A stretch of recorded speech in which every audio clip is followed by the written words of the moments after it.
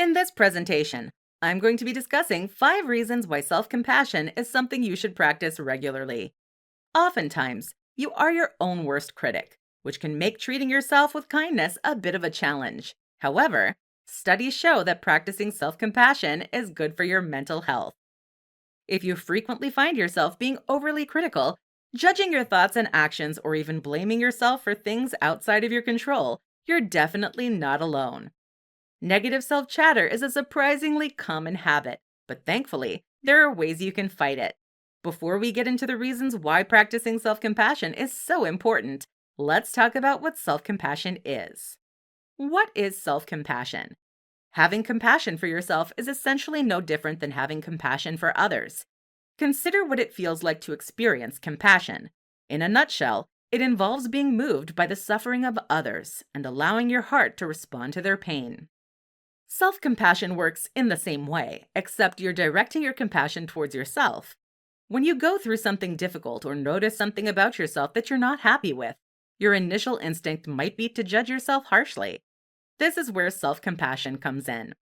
Instead of judging yourself or simply shoving your pain under the rug, you can practice self-compassion by saying, "This is really difficult right now."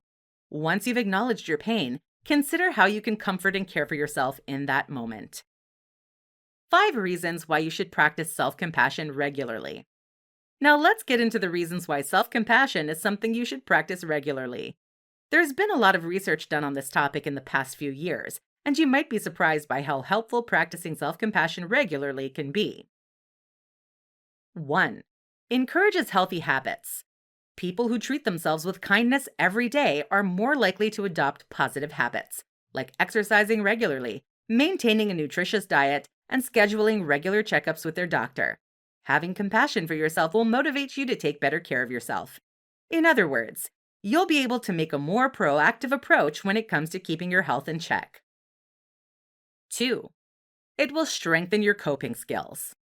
Whether you're dealing with stressful challenges at work, managing chronic pain, or working through something traumatic, practicing self-compassion can be a great way to cope with these challenges more effectively.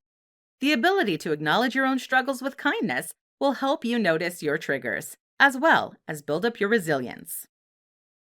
3. It promotes responsibility. Practicing self-compassion regularly can help you be more self-aware and take responsibility for your actions. Those who have a self-compassionate mindset will generally have an easier time not dwelling on self-blame. Instead, they'll be able to focus on taking accountability for their actions and working on their personal growth. 4. It will improve your mental health. Regularly practicing self-compassion is also great for your mental health. People who treat themselves with kindness and understanding are less susceptible to the harmful effects of self-judgment and negative self-chatter.